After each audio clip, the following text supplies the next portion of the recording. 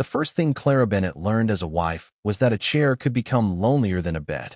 It waited across from her every night, polished, empty, untouched by the man whose name she wore. The servants still set two places because tradition demanded it. Silver fork beside silver knife. Warm bread beneath a linen cloth. A cup of dark wine poured for Alpha King Nathaniel Hawthorne at precisely the hour his council meetings were supposed to end. Clara sat opposite that empty chair until the candles shortened. Then until the soup cooled. Then until the servants stopped pretending not to watch her hope die in small, well-mannered pieces. She never complained. That was what everyone praised her for. The gentle Luna. The patient wife. The soft-spoken queen who understood duty. Clara had fair skin, warm hazel eyes, round cheeks that made noble women call her sweet when they meant harmless, and a soft, curvy body that never seemed to belong among the sharp marble halls of Hawthorne Palace.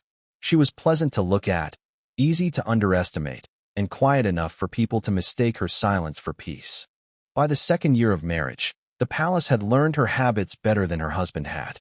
She woke before dawn, read border petitions, signed food relief orders, sent medicine to widows in the eastern villages, remembered which guards had children, which servants feared winter, which small packs needed grain before pride let them ask.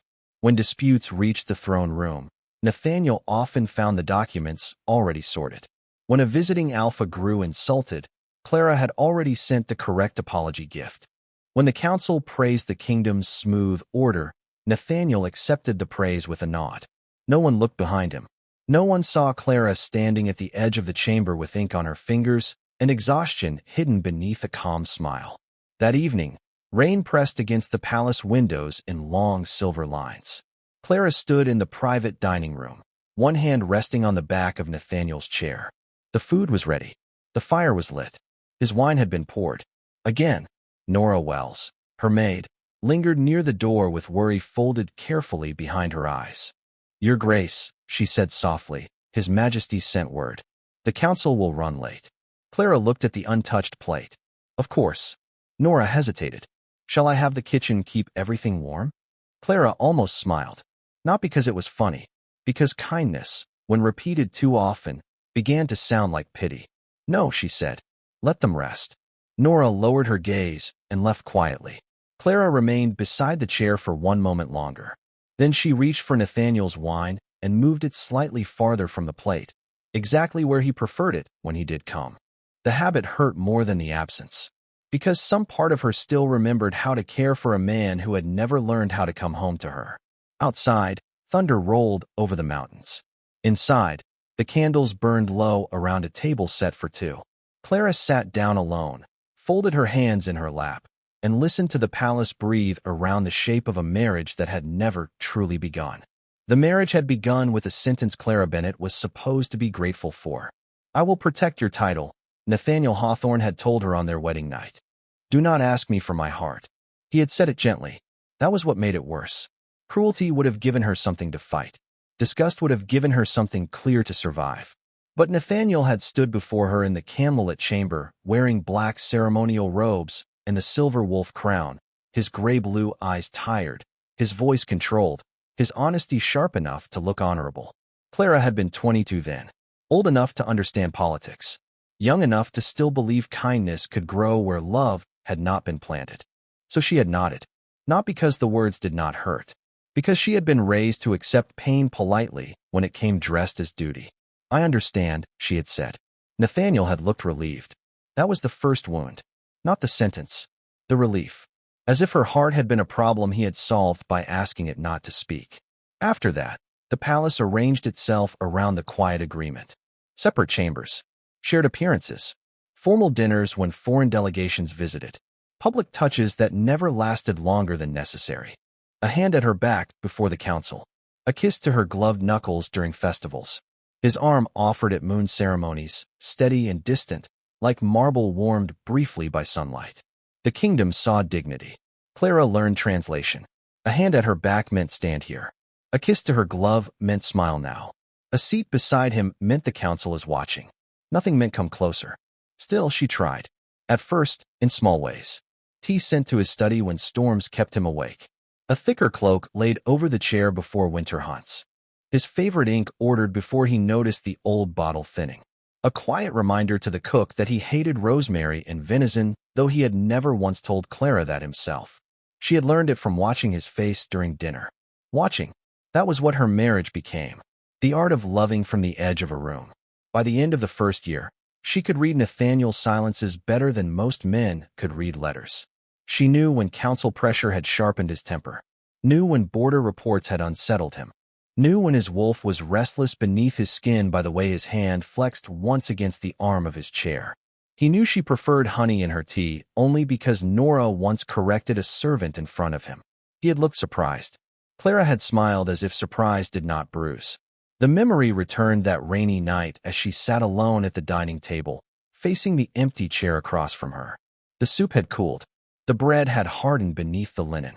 His wine remained untouched, placed exactly where he liked it. Clara stared at it until the candlelight blurred along the rim of the glass. Not from tears. She had not cried over dinner in months. That was not strength. Not anymore. It was exhaustion wearing manners. Outside the private dining room, footsteps passed, paused, then continued. Servants knew better than to interrupt the Luna while she waited for a husband who had already chosen the council again. Clara folded her napkin slowly, carefully, the way she folded everything that hurt. Then she stood. One chair scraped softly against the floor. Only one. The sound moved through the room with embarrassing honesty. She looked at Nathaniel's untouched place setting for one final moment before turning toward the door. On the sideboard, beside the silver tray, sat the small wooden box that had belonged to her mother. Clara stopped. She had not opened it in weeks. Inside were things she could not explain to anyone without sounding foolish. A pressed wedding flower. A ribbon from her childhood. 3 letters from her mother, written before illness took her voice. And beneath them, blank paper Clara had once intended to use for happy memories. She crossed the room and rested her fingertips on the lid. The wood was cool, familiar, patient.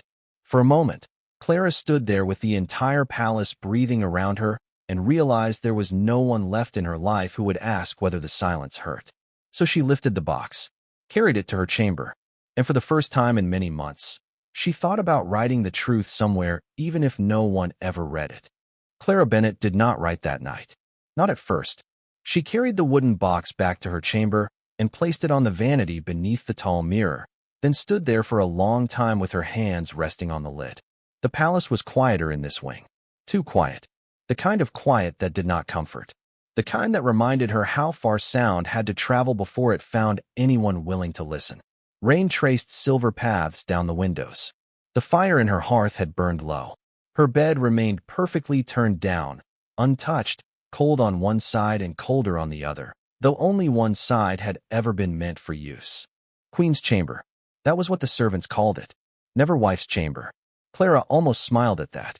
The palace was very careful with truth when truth could be disguised as etiquette.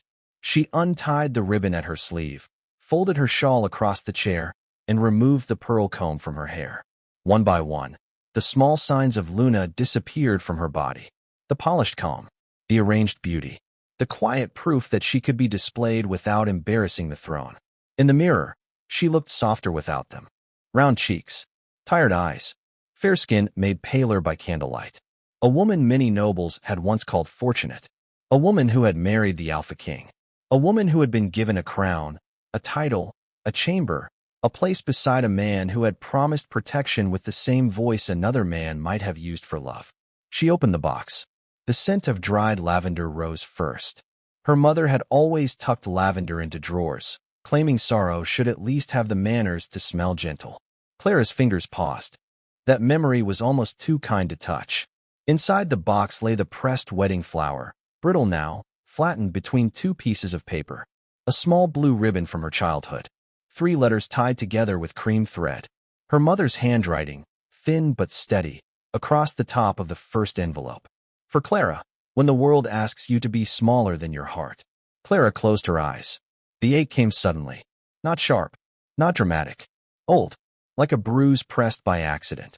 She sat at the vanity before her knees could weaken and drew out a blank sheet of paper.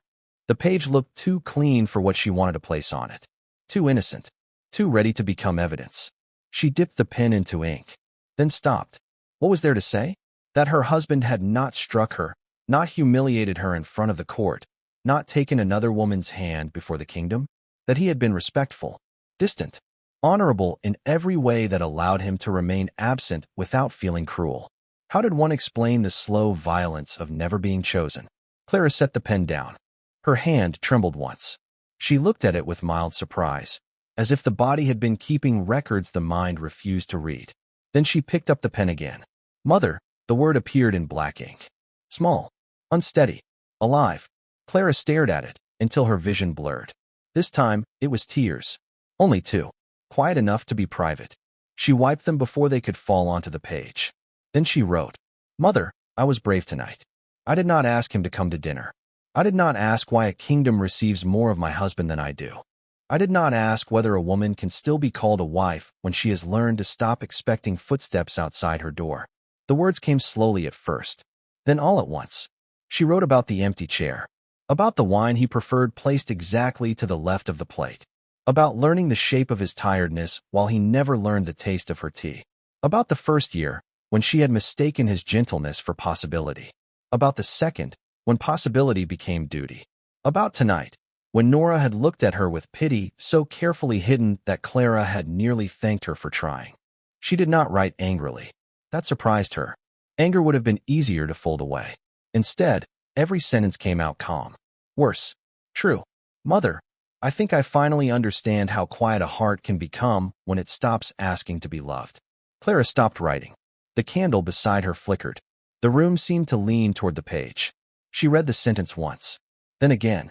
It did not sound like a complaint. It sounded like a farewell written before the person leaving had found the door. From somewhere far down the corridor, footsteps passed. Heavy, measured, familiar. Clara's breath caught before she could stop it. Nathaniel. The footsteps slowed near her chamber. For one impossible moment, hope rose inside her with humiliating speed. Then the steps continued. Past her door, toward the royal study. Of course. Clara looked back at the letter. Her hand steadied. She dipped the pen again and wrote one final line before the ink dried. I do not think he means to ruin me. I think that is what hurts most. Then she folded the letter carefully. Not to send. Never to send. She placed it beneath her mother's letters inside the wooden box, closed the lid, and rested both hands on top until the last of her hope became quiet enough to obey. The next evening, Clara Bennett carried 3 border reports to her husband's study because duty had always been safer than hope. The rain had stopped, but the palace still smelled of wet stone and cold iron. Lamps burned low along the eastern corridor, their light stretching thin across the marble floor. Clara walked quietly, the documents held against her chest, her sleeves neat, her hair pinned, her face calm enough that no servant passing her would know she had spent the night writing a letter to a dead woman, because there was no living person she trusted with the truth. She had not intended to see Nathaniel. Not really. She only needed to leave the reports on his desk before the morning council. Grain shortages in the western packs.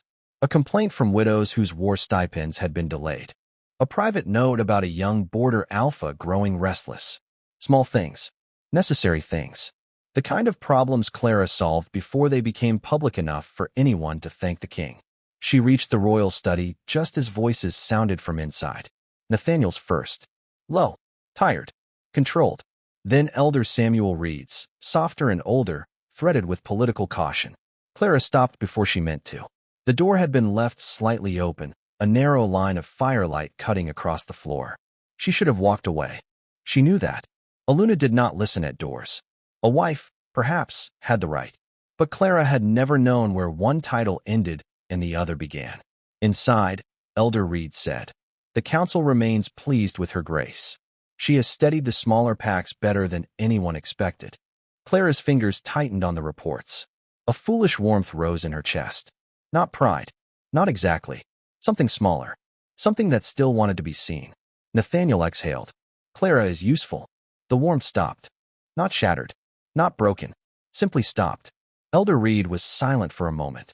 Then he said, "Useful is a cold word for your wife." Nathaniel did not answer immediately. Clara stood very still in the corridor, the documents pressed so tightly to her chest that the edges bent beneath her fingers. At last, Nathaniel spoke again. "She is gentle, reliable. The council trusts her. The servants adore her. The packs listen when she writes. I am not blind to her value. A pause. The fire cracked inside the room. Clara should have been comforted. She was not. Because value, she had learned, was not the same as being wanted. Elder Reed's voice lowered. Then perhaps you should tell her that. Nathaniel's answer came quieter. Worse. I married her because the kingdom needed a Luna, Samuel. Not because I wanted a wife. Silence. Complete. Immediate. The corridor seemed to lose air. Clara looked down at the reports in her arms as if they belonged to someone else. There it was. Not a revelation. Not truly. More like the final seal pressed into wax over a truth she had been carrying for years. He had never lied to her. That was the cruel part. He had told her from the beginning not to ask for his heart. And Clara, soft, foolish Clara, had mistaken honesty for a door left open. Inside the study, Elder Reed said something she did not hear.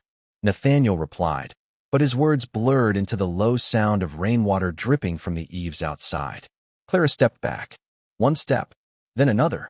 No tears, no gasp, no hand over her mouth. The pain had no dramatic shape left. It had been folded too many times. She turned toward the small table beside the study door and placed the border reports there carefully, aligning the corners because some habits survived even when hope did not. Then she removed the small note from the top, the one written in her own hand, a reminder about the widow's stipends. Nathaniel would see it faster if it stayed visible. Even now, even after that sentence, Clara still made his work easier. That realization hurt more than the words themselves. She almost laughed. Instead, she smoothed the paper once, set it beneath the bronze wolf paperweight, and walked away from the study without making a sound. At the end of the corridor, Nora Wells appeared carrying fresh linens. She stopped when she saw Clara's face. Your Grace. Clara smiled gently. Perfectly. His Majesty is occupied. Nora's eyes filled with the kind of understanding servants were never supposed to show. Clara passed her before kindness could undo her.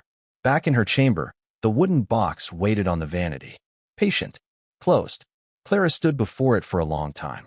Then she opened it, took out the letter from the night before, and added one line beneath the last. Today I learned that being useful is the gentlest way to be unloved. Clara Bennett did not sleep after adding the final line. She sat beside the vanity until the candles thinned and the first gray edge of morning pressed against the windows. The letter lay open in front of her, the ink drying slowly beneath words she had never meant another living soul to see. Today I learned that being useful is the gentlest way to be unloved. She read it once. Then again. The sentence did not rage. That was why it frightened her. It sounded settled, as if some quiet part of her had stopped waiting for rescue and begun arranging the room where hope would be buried. Clara folded the letter carefully along the same lines as before. Not rushed, not trembling. A woman did not need to be dramatic to be devastated. Sometimes she only needed to make the creases neat because neatness was the last control left to her. She placed the letter beneath her mother's old ones, then stopped. Her fingers rested there, touching the paper through paper, daughter over mother, wound over memory. For years, Clara had written reports no one praised, apologies no one knew she softened, letters to grieving families signed with Nathaniel's seal because his name carried comfort even when her hand had shaped every word. But this letter was different. It carried no crest, no title, no duty, only Clara. That made it dangerous. She almost burned it.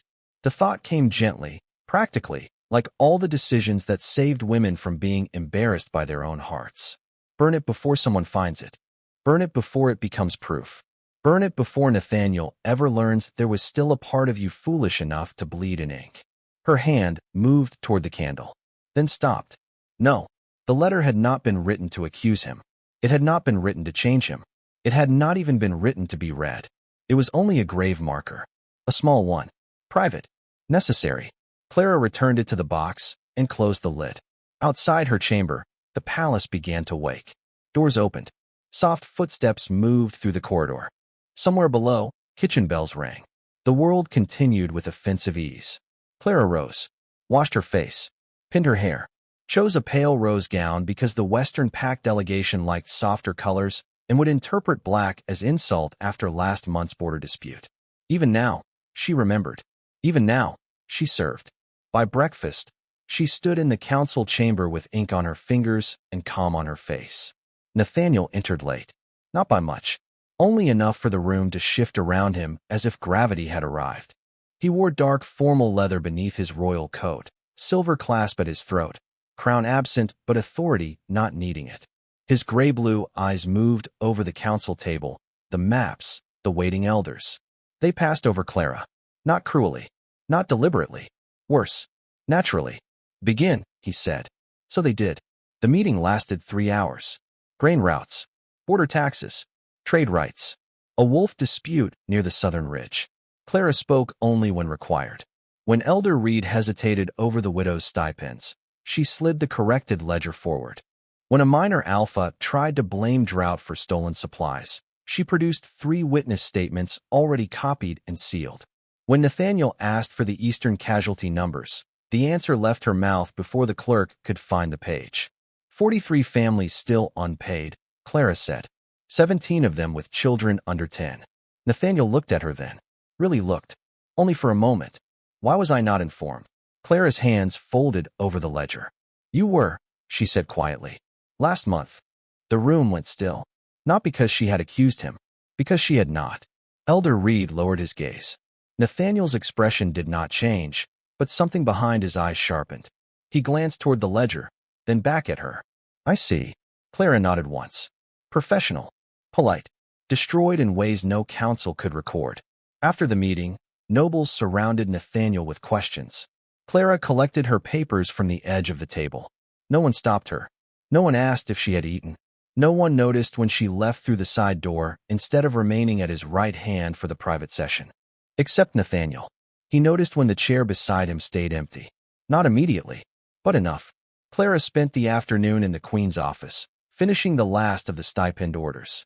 She signed every copy, sealed every envelope, sent Nora to deliver them before sunset.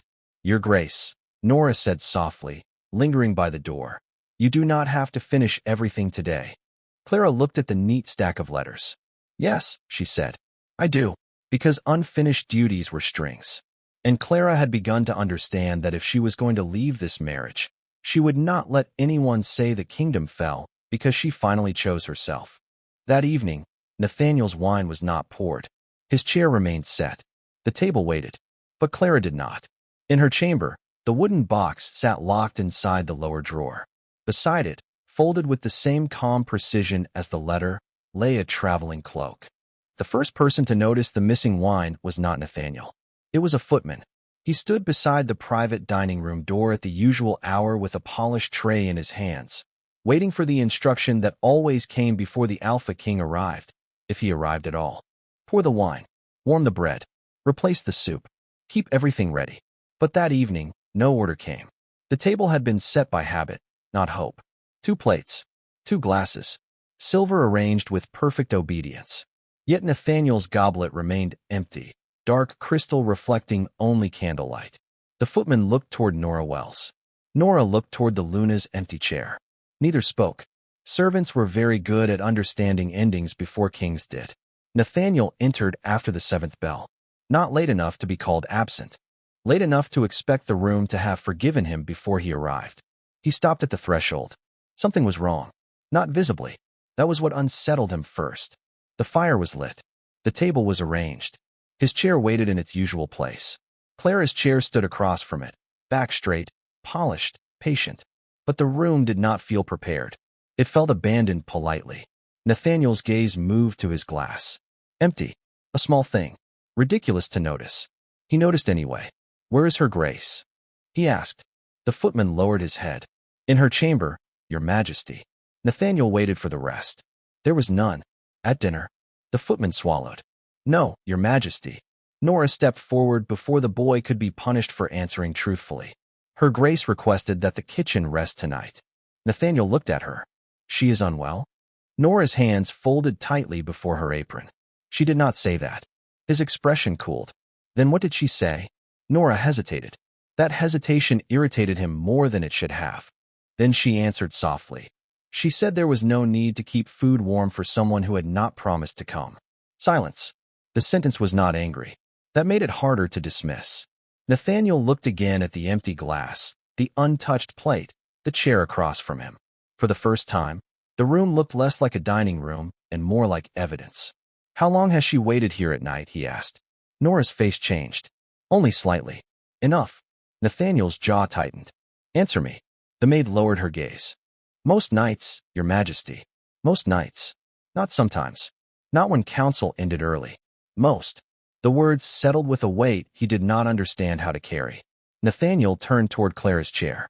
He remembered seeing her there, of course. Blue gown, cream gown, rose gown, hands folded near her plate. A gentle smile when he entered late. A calm nod when he apologized without apology. "I was delayed. The council ran long. There were border matters." She had always said the same thing. Of course. He had mistaken that for understanding. Perhaps it had been. At first. Then what had it become? Nathaniel did not sit. He left the dining room without touching the food. The corridor to Clara's chamber seemed longer than usual. Servants moved aside quickly, but their eyes carried something he was not used to seeing directed at him.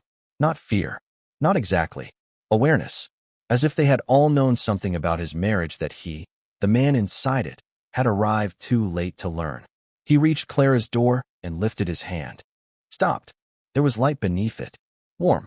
Steady. She was awake. He knocked once. No answer. He knocked again.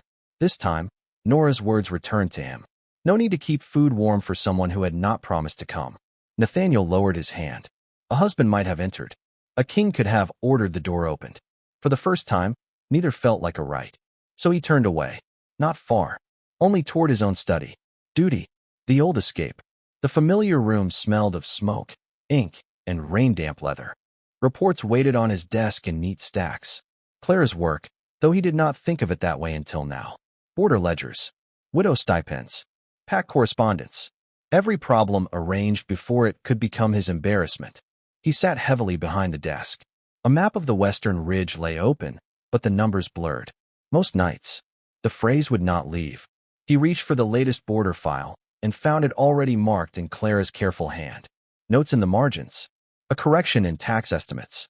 A reminder written beside one village name. Ask about their winter stores before demanding repayment. Nathaniel stared at the line. He had signed the order that morning. He had not read the note. Something cold moved through him. Not guilt yet. Guilt required understanding. This was the beginning of it. A knock sounded at the study door. Elder Samuel Reed entered before Nathaniel answered, slow and grave, as if he had been expecting the room to sour. Your Majesty. Nathaniel did not look up. How long has she been doing this? Samuel paused. Doing what? Carrying the kingdom quietly enough for me to call it order. Silence. There were answers Samuel could have offered. Polite ones. Protective ones. Instead, the old man said, longer than you have been noticing. Nathaniel closed his eyes. The words struck cleanly. A mistake could be corrected. Neglect had history. When he opened his eyes, his gaze fell on the lower edge of the desk, where a folded map had slipped partly from a stack of documents. He pulled it free and frowned. It was not a map. It was a list. Travel permits. Southern road access. A carriage request without royal escort. All approved in Clara's handwriting. Not for a delegation. For herself. Nathaniel stood so abruptly his chair struck the floor behind him. Samuel went still. Your Majesty? Nathaniel looked toward the dark corridor beyond the study door. For the first time in 3 years, he understood that Clara's silence had not been peace. It had been preparation. Nathaniel Hawthorne reached Clara's chamber before he decided what he was allowed to do there. That was the first humiliation. Not for her. For him. He stood outside the door of the woman he had married 3 years ago and realized he did not know whether entering would be an act of concern or another act of taking. The corridor was dim. Only one lamp burned near the archway, its flame bending each time the rain-heavy wind pressed against the palace stones. Behind Clara's door, there was no sound now. No movement. No soft turn of a page. No careful footsteps. Nathaniel lifted his hand, lowered it, then knocked once. Nothing. He waited longer than a king should have waited. Then Nora Wells appeared at the far end of the corridor carrying folded linens against her chest. The moment she saw him, she stopped. Where is she? Nathaniel asked. Nora's eyes moved once toward Clara's door, then away. Her grace went to the chapel garden. Your Majesty. In this weather? She said she needed air. Needed air. The words landed strangely. His palace had become a place where his wife could not breathe. Nathaniel looked at the door again. I need the Southern Road files. It was not a lie. Not entirely. Clara's travel permits had mentioned road access. He needed to know where she intended to go. He needed to know when. He needed to know how close he was to losing the right to ask her not to. Nora hesitated. The hesitation was becoming familiar. He hated that too. Open it, he said, then heard himself and softened the command too late. Please. Nora unlocked the door. The chamber smelled of lavender, extinguished candle wax, and rain. Not Clara. Or perhaps that was Clara, and he had never known enough to recognize it. The room was perfectly kept. Too perfectly. A bed made with military neatness. A shawl folded over the chair. A silver brush placed beside the vanity. No scattered ribbon. No careless glove. Nothing that suggested a woman lived here freely. Only that a Luna had been maintained. Nathaniel stepped inside. His gaze found the traveling cloak first. Folded on the bench at the foot of the bed. Plain dark wool. No crest. No royal embroidery. No sign that the woman wearing it belonged to him, to Hawthorne, or to the throne. His chest tightened. Nora, he said quietly, leave us.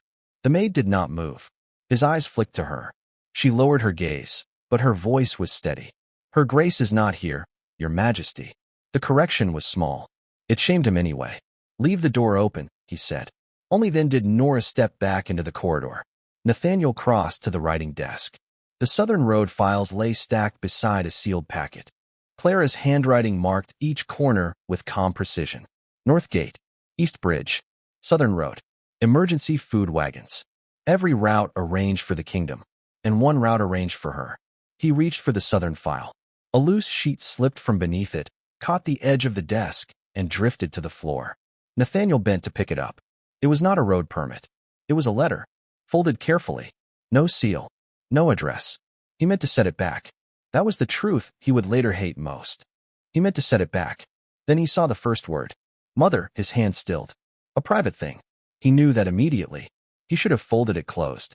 He should have put it where he found it and left the room with the road file and the last shred of dignity still available to him. But below that first word, one line had opened where the paper had unfolded. I was brave tonight. I did not ask him to come to dinner. The room went silent around him. Even the rain seemed to pause. Nathaniel read the line again. Not because he did not understand it. Because he did. Slowly, as if approaching a wounded animal, he unfolded the page. Mother, I did not ask why a kingdom receives more of my husband than I do. His fingers tightened. The paper made a soft sound. Mother, I did not ask whether a woman can still be called a wife when she has learned to stop expecting footsteps outside her door. Nathaniel sat down without meaning to. Not in the chair near the fire. At her vanity, the place where she must have sat while writing it. The mirror reflected him behind the paper.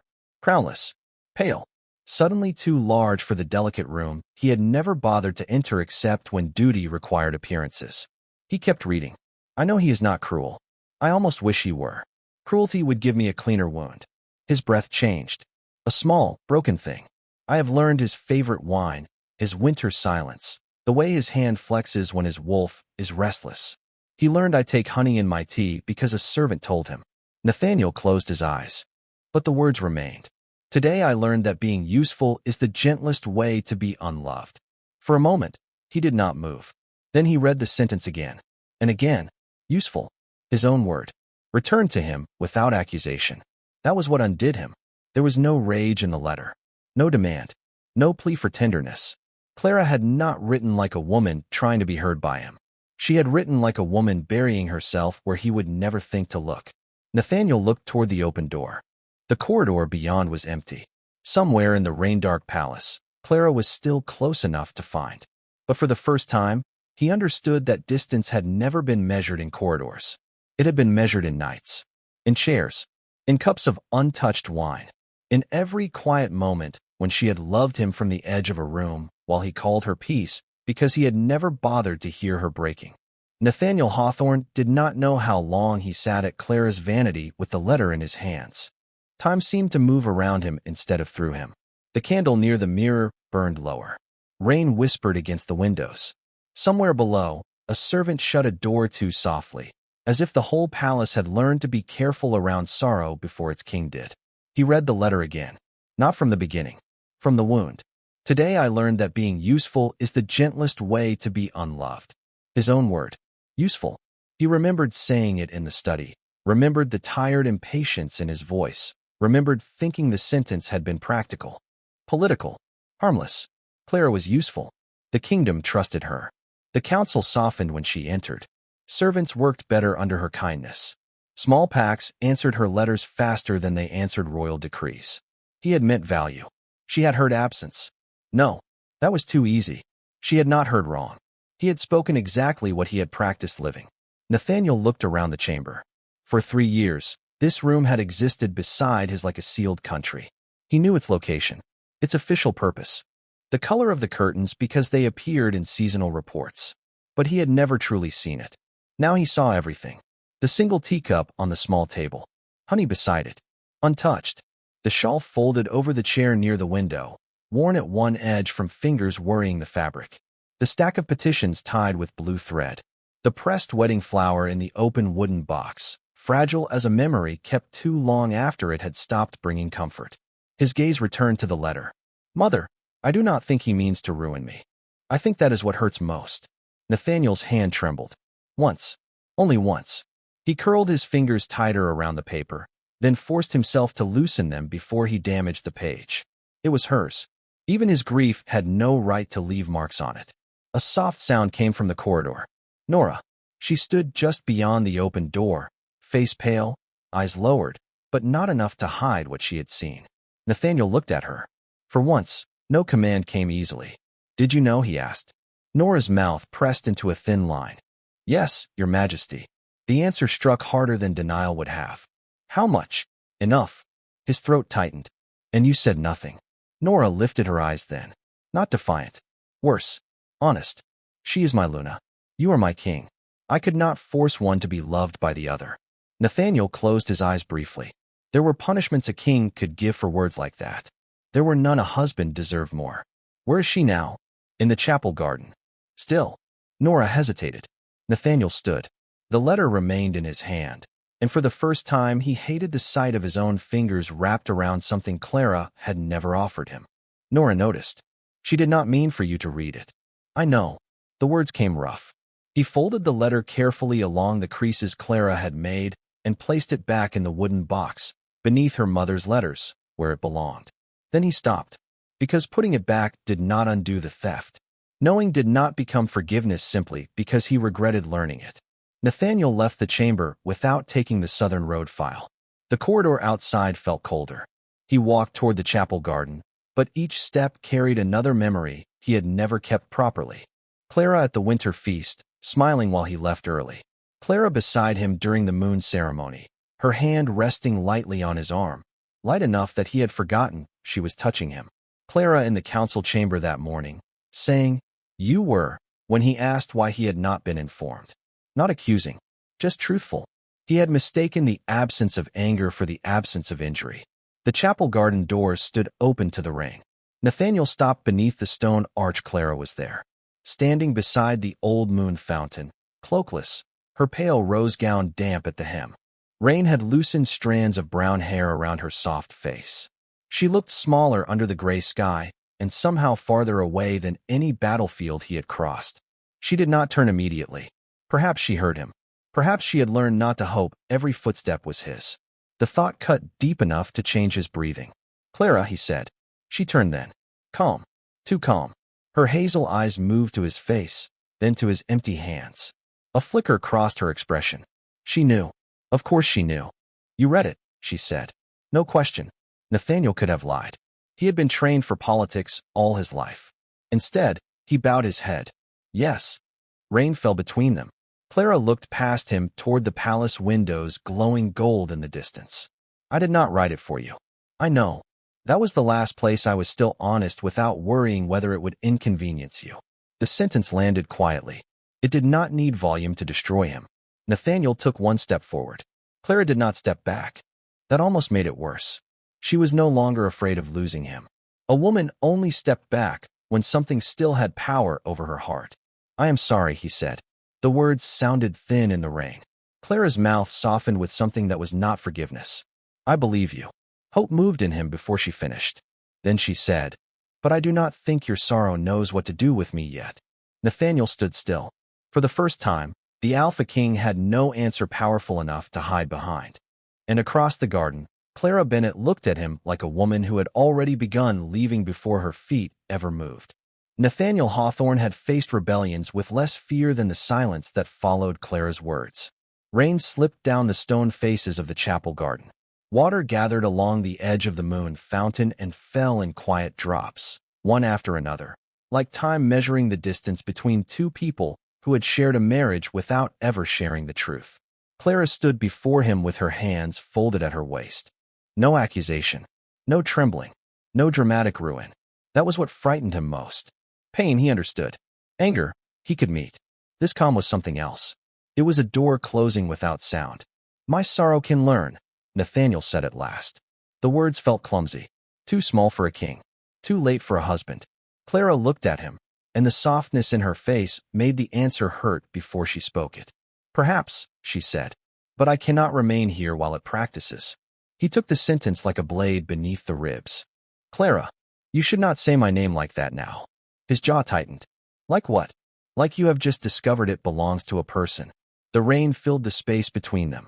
Nathaniel looked away first. He, who had stared down enemy alphas until they lowered their eyes. He, who had worn the crown through war negotiations and blood oath trials. He could not hold the gaze of his own wife because there was no enemy in her eyes. Only exhaustion. Only truth. "I did not know," he said. Clara's laugh was very small. Not bitter. Tired. "No," she said. "You did not ask." He flinched.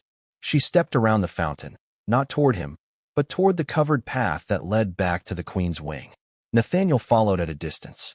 For the first time, he did not try to close it. Inside the palace, the warmth struck them both. Servants moved quickly out of sight, though not quickly enough to hide their worry. Clara noticed. Nathaniel noticed her noticing. Another thing she had carried. Other people's discomfort. Other people's fear. Other people's hunger, debts, grief, messages, ceremonies, manners. And his loneliness, too, though he had never named it. They reached her chamber. The door stood open. Nora waited near the wardrobe, eyes red but dry. On the bed lay the dark traveling cloak. Beside it, two small bags. Not trunks. Not jewels. Not the wardrobe of a queen abandoning a palace in scandal. Just enough for a woman leaving a room she had never fully belonged to. Nathaniel stopped at the threshold. Clara entered. Nora moved to help her, but Clara touched her hand gently. "I can finish." The maid nodded and left without looking at the king. The door remained open. That mercy shamed him. Clara crossed to the vanity and opened the wooden box. She looked inside for a long moment, then removed the letter. Nathaniel's breath caught, though he had no right to react. She held it carefully, not like a weapon, like something fragile that had survived being mishandled. "I should not have read it," he said. "No," Clara agreed. "You should not have." The simplicity of it struck harder than anger. "I am sorry. I believe that too." She folded the letter and placed it back beneath her mother's letters. Nathaniel swallowed. "Then what can I do?" Clara closed the box. Her fingers rested on the lid. "For the kingdom? For you?" She turned toward him. For a moment, he saw the woman from their wedding night. Young, soft-faced, brave enough to accept a loveless arrangement because she still believed honesty had mercy in it. Then the image faded.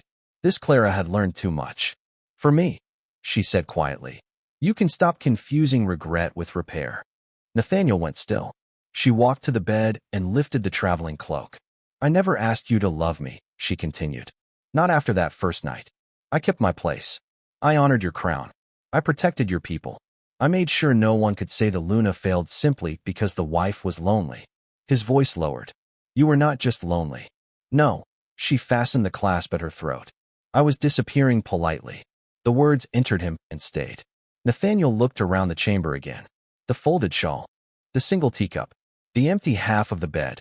The chair near the window where she must have waited through storms, festivals, council nights, and all the hours he had given to everything except her. "Why did you never tell me?" he asked. The question left him before he could stop it. Clara's expression changed. Not with surprise. With final sadness. Because the letter was not a plea, Nathaniel. His name sounded different in her mouth now. Not intimate. Released. It was where I buried the part of me that still wanted you." He could not speak. She picked up the smaller bag. Nora had packed the other, leaving it by the door like a silent blessing. Nathaniel stepped aside before Clara had to ask. That, he realized, was the first decent thing he had done all night. She walked past him. Her shoulder almost brushed his sleeve. Almost. The distance was no wider than a breath. It might as well have been a kingdom. At the corridor's end, Elder Samuel Reed stood waiting with 2 guards and a sealed travel order. Nathaniel recognized his own royal crest on it. Signed that morning. By Clara. Prepared before he had read the letter.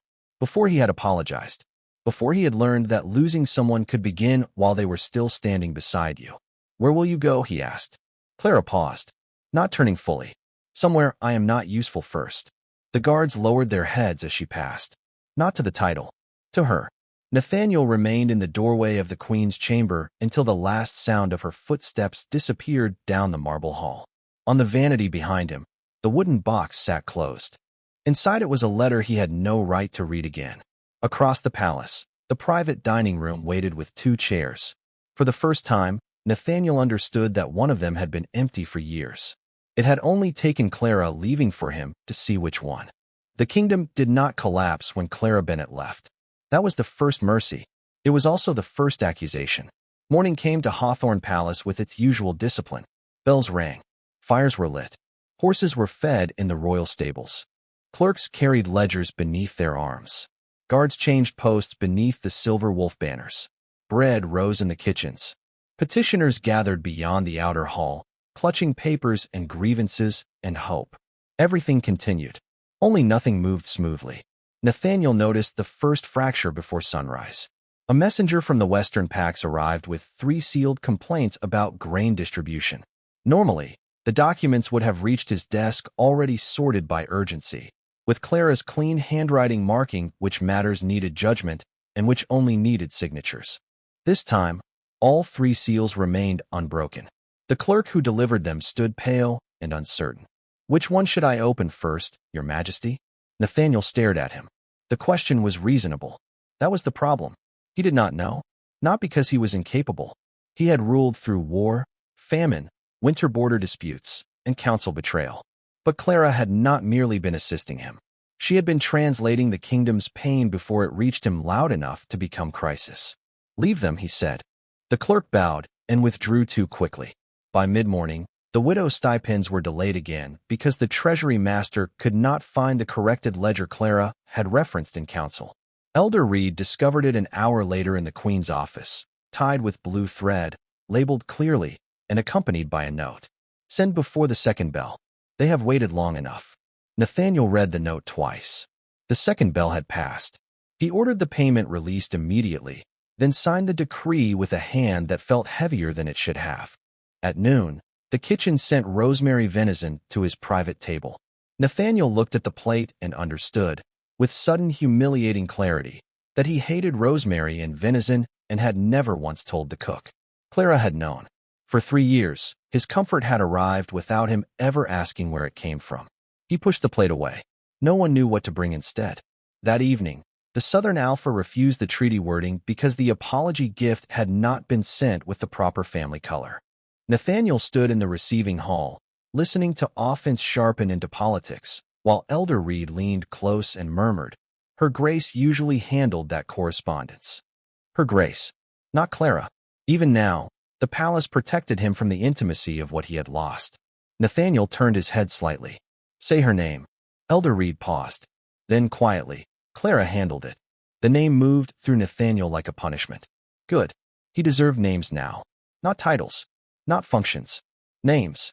By the 3rd day, the servants no longer looked at him with fear alone. They still bowed. They still obeyed. But their silence had changed shape. It was no longer the silence given to a king. It was the silence given to a man who had failed someone they loved. Nora Wells was the worst of them. Not because she was rude. She was never rude. She answered every question correctly, brought every requested document, managed the Queen's office until a temporary secretary could be appointed. But she no longer softened her eyes when she spoke to him. Nathaniel had not realized how much mercy he had been receiving from people beneath his roof until it stopped. On the 4th night, he entered the private dining room out of habit. The table had been set for one. He stopped so abruptly the servant behind him nearly collided with his back. One plate, one glass, one chair drawn slightly from the table. Across from it, empty space. Not Clara's chair. The chair itself had been removed. Nathaniel turned slowly. Who ordered this? The young servant paled. I thought, Your Majesty, since her grace is away, bring it back. The servant froze. Nathaniel's voice dropped. Bring her chair back. No one moved for a breath. Then 3 servants rushed to obey. The chair was returned within minutes, placed exactly where it had always stood. Polished, straight-backed, waiting. Nathaniel sat across from it. The food cooled. The wine remained untouched. For the first time, he understood the cruelty of a prepared place that no one came to fill. He stayed until the candles burned low. No one told him to leave. Perhaps that was another mercy he did not deserve. Later, in his study, he opened the Southern Road records again. Clara had taken the route toward Graymere Abbey, an old sanctuary outside the capital lands, known for sheltering widows, wounded wolves, and women of noble houses who needed distance without scandal. Distance. Such a clean word for exile when a woman chose it herself. Elder Reed entered near midnight. You found where she went. Nathaniel did not look up. Yes. Will you send guards? No, the old man said nothing. Nathaniel folded the travel record carefully. I have ordered guards around Graymere to remain at the outer roads only. No one is to approach her. No one is to pressure her. No one is to report her movements unless she is in danger. Samuel studied him for a long moment. That is wiser than I expected. Nathaniel almost laughed. It had no humor in it. I read a letter that was not mine, he said. I will not turn her leaving into another theft. The words settled between them. For once, Samuel did not correct him. Nathaniel leaned back in the chair and looked toward the dark window. The glass reflected a crownless man in a room arranged by a woman he had called useful. She said she wanted to go somewhere she was not useful first. Samuel's voice softened. Then you know where not to begin. Nathaniel closed his eyes. Yes, that was the hardest part. He could send flowers, jewels, apologies with royal seals. He could ride to Graymere with half the guard and kneel in the courtyard until every witness in the kingdom called him repentant. But none of that would answer the wound. Clara had not left because he failed to honor her title. She left because he had never learned how to see the woman beneath it. So Nathaniel did the only thing he could do that night. Not enough. Not repair. Only the first honest thing. He pulled a blank sheet of paper from Clara's old stack, dipped the pen into ink, and wrote one line at the top. Clara. Then he stopped. For the first time in his life, the Alpha King had no decree, no strategy, no command that could cross the distance between himself and the woman he had lost. Only words. And they had failed her once already. Graymere Abbey did not call Clara Bennett Your Grace unless visitors were near enough to hear it. That was the first kindness. The sisters who kept the old sanctuary greeted her with clean sheets, warm bread, and a room facing the eastern orchard. No silk curtains. No silver wolf banners. No dining table set for 2. No chair across from her waiting to become an accusation. Only a narrow bed, a wooden washstand, a cracked blue cup on the window ledge, and silence that belonged to no one but herself. Clara slept for 14 hours. When she woke, sunlight lay across the blanket in pale gold strips, and for one strange moment, she did not know where she was. Her hand moved instinctively toward the side of the bed that had always been cold, then stopped. There was no other side to check. No husband to wonder about. No footsteps to mistake for hope. She closed her eyes and breathed until the ache became ordinary again. At breakfast, Mother Elian placed porridge before her and said, Eat slowly. Clara almost answered that she had correspondence to review. She almost asked whether the abbey kept records of winter stores, servant wages, infirmary needs, or road repairs. The questions rose out of habit. Useful questions. Safe questions. She swallowed them. Mother Elian washed her over the rim of her tea. You are allowed to be tired here, the older woman said. Clara looked down at her hands. Ink had faded from her fingers. She had not noticed. I do not know how to be tired without becoming inconvenient, Clara said. The confession came quietly. Too honestly. Mother Elian did not pity her. That helped. Then begin by eating before the porridge cools. So Clara did. It should not have felt like rebellion. It did. 3 days passed. Then 4. No royal carriage arrived. No guards forced their way through the outer gate. No jewels. No public apology. No decree demanding her return for the stability of the kingdom. Nathaniel had not come. Clara told herself this was good, respectful, necessary. A wounded part of her whispered that it was familiar. She hated that part. On the fifth afternoon, rain returned to the valley. Clara sat beneath the covered cloister with a wool shawl around her shoulders, watching drops strike the orchard leaves. A young widow beside her struggled to mend a child's coat, the needle slipping again and again through trembling fingers. Clara reached out before thinking, then stopped. The widow looked up. Clara slowly folded her hands in her lap. "I can show you," she said, "only if you want me to."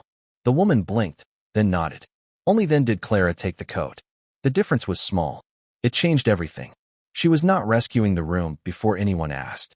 She was not making herself necessary so no one would send her away. She was simply helping because permission had been given.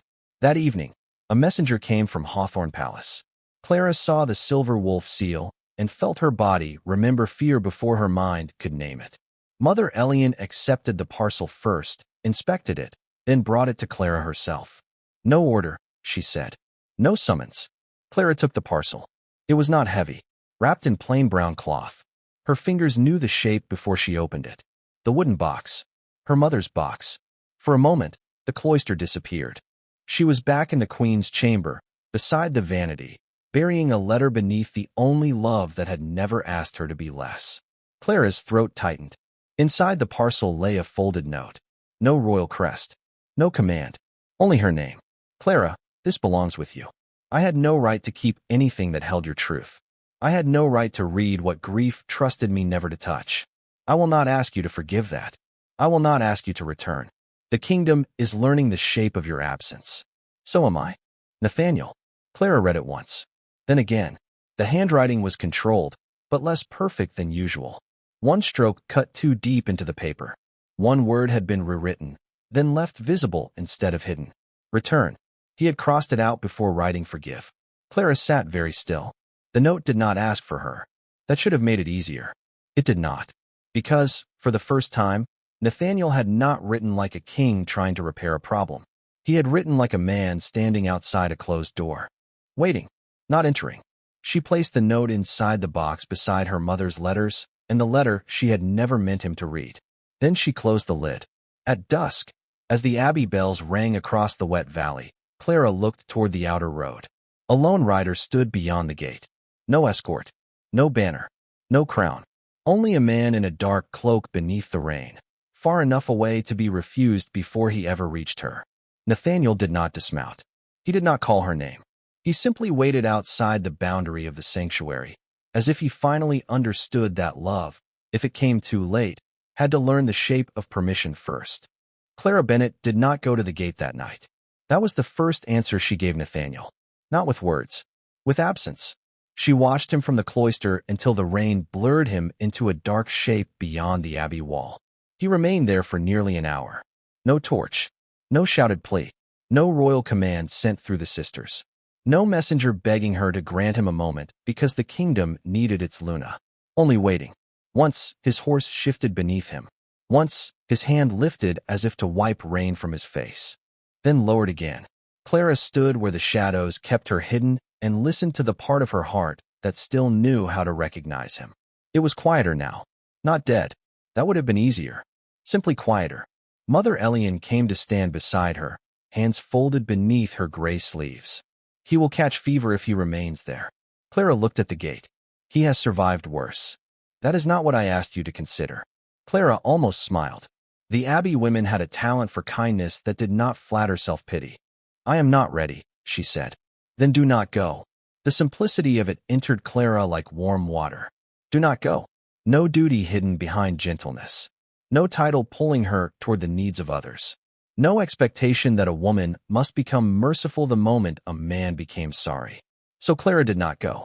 At last, Nathaniel turned his horse and rode away. Slowly, as if every step required permission to. The next morning, a second note arrived. No seal. No escort. Mother Elian placed it beside Clara's breakfast and left without comment. Clara stared at the folded paper until the porridge cooled. Then she opened it. "Clara, I came too close last night. not to the gate, to asking without words. I am learning that even silent waiting can become pressure when done by a man who has been obeyed too often. I will not come tonight unless you send for me. Nathaniel. Clara read the note 3 times. The ache this time was different. Not forgiveness. Not longing exactly. Recognition, perhaps. Of effort. Of restraint. Of a man finally learning that regret was not beautiful simply because it was sincere. She folded the note and placed it in the wooden box. Not under her mother's letters. Beside them. That frightened her more than she wanted to admit. 2 days passed before she answered. She wrote only one sentence. You may come to the outer bench before sunset. Do not bring guards. She almost added please. Then did not. A boundary did not need to apologize for existing. Nathaniel arrived before sunset and stopped exactly where the outer road met the abbey stones. He had no crown, no royal cloak, no silver wolf crest at his throat. Rain clouds gathered behind him, but the sky held. Clara walked to the bench with Mother Elian watching from the archway behind her. Nathaniel stood when he saw her, then remained standing until Clara sat first. A small thing, she noticed. He sat at the other end of the bench, leaving enough space between them for truth to breathe. For a while, neither spoke. The orchard smelled of wet leaves. Somewhere inside the abbey, a child laughed, then was gently hushed. Clara kept her hands folded in her lap. Nathaniel looked at them once, then away, as if even staring too long could become another kind of taking. I will not ask you to come back, he said. Clara's breath caught despite herself. He heard it. Of course he did. Alpha hearing had always been cruelly precise. But you want it, she said. Yes. The honesty hurt less than strategy would have. Nathaniel looked toward the road. The palace is failing in small ways without you. The council is embarrassed. The servants are angry with me. The Western Pact sent complaints I should have known how to answer. He paused. But none of that is why I am here. Clara looked at him then. Really looked. He seemed thinner. Not physically, perhaps, but something polished had worn off him. The Alpha King still sat there, powerful and controlled, but beneath him was a man who had finally discovered that a crown could not command a closed heart to open. Why are you here? She asked. Nathaniel swallowed. Because I read the letter and understood your pain too late. Then I read my own life around it and realized the letter was not the beginning of your leaving. It was the only part one was arrogant enough to notice. Clara's eyes burned. She looked away before tears could make him think he had reached her faster than he had. I was not trying to punish you. I know. I was trying to survive you. The words left her softly. Nathaniel bowed his head. That was all. No defense. No wounded pride. No correction that he had never meant to be something survived. The silence after that was not empty. It held weight. Clara watched his hands. Large. Still. Hands that had signed decrees, held swords, rested politely at her back in public while never once learning the shape of her loneliness in private. I loved you, she said. Nathaniel closed his eyes. Not as if the words pleased him. As if they struck. I know now. No, Clara said. You know I wrote it. That is different. He opened his eyes. She turned back to him, calm though her voice had become thinner. I need you to understand something, Nathaniel. I did not leave because you failed one dinner. Or because you used one cold word. I left because I became grateful for crumbs and called it patience. I left because I started measuring my worth by whether you looked tired enough to need me. His face changed. Pain. Clean and deserved. I do not want you to need me back, she said. Need made me disappear. If I ever return to Hawthorne, it cannot be because the palace works better with me in it. Nathaniel nodded once. Slowly. What would it have to be? Clara looked toward the abbey windows glowing gold in the distance. For the first time, the answer did not rush to serve anyone. So she let it take its time. If I return, she said, it will be because I am wanted as Clara before I am useful as Luna. Nathaniel did not answer quickly. That mattered. At last, he said, then I have to learn Clara. The words were imperfect, too simple, but they did not sound like a vow made for witnesses. They sounded like a man beginning at the only place left. Clara stood. Nathaniel stood too, but did not step toward her. She looked at him across the small space between them. Begin without touching what you have not earned. Then she turned and walked back through the abbey gate. This time, she did not look back to see whether he stayed. She already knew. For once, the waiting was his. 3 weeks passed before Clara Bennett returned to Hawthorne Palace. Not because Nathaniel asked. He did not. That was why she came. The invitation arrived from Elder Samuel Reed, written formally and approved by the full council. It requested Clara's presence for a review of Luna offices and relief systems, not her return as wife. The wording was careful, almost painfully careful. You are free to refuse. Clara read that line twice, then folded the letter and placed it in her mother's wooden box beside Nathaniel's notes. On the morning she returned, she wore no crown, no silver wolf crest, no gown chosen to soften difficult politics. Only a pale blue dress, a dark traveling cloak, and the small pearl comb her mother had once worn on quiet days when she wanted to look like herself. Nathaniel waited in the outer courtyard, alone. No council behind him, no servants lined in display, no public shame arranged to look like romance. He stood beneath the gray morning sky, crownless, hands at his sides, his dark coat damp from the mist. When Clara stepped from the carriage, he did not move toward her. He bowed, not deeply enough to become theater, enough to become respect. Clara, he said, only her name. No, your grace. No, my wife. No, Luna. Something inside her loosened. Not healed. Loosened. Nathaniel. His eyes moved over her face, as if learning not to search for forgiveness there too quickly. He looked tired, steadier, less polished in the way grief made honest men less beautiful and more real. The council is waiting, he said. Only if you still wish to attend. Clara looked toward the palace doors, the place that had once swallowed her footsteps and returned them as silence. I do. They walked side by side, not touching. The distance between their sleeves was small, deliberate, alive. Inside the council chamber, the elders rose when Clara entered. So did the treasury master, the border clerks, the widow's stipend officer, the kitchen steward, oddly present and visibly nervous. Nora Wells stood near the back wall with tears already threatening her dignity. Clara noticed every face. For once, they all noticed her first. Nathaniel took his seat at the head of the table. Clara's old chair remained at his right. Empty. Waiting. She looked at it. So did he. Then Nathaniel stood again. Before we begin, he said, voice low but carrying, there is a correction to be made. The council went still. Nathaniel placed a stack of documents on the table. Clara recognized them. Her ledgers, her petitions, her relief orders, her letters to pack leaders. Years of work in paper form. For 3 years, Nathaniel said, this kingdom called its peace efficient, stable, well-governed. I accepted praise for order I did not build alone. His gaze did not leave the council. Not once did he look at Clara as if asking whether he was saying it correctly. That mattered. The Western grain routes were reorganized by Clara Bennett. The widow's stipends survived treasury delays because Clara tracked every unpaid family herself. The Southern Treaty held because Clara learned every insult before it became war.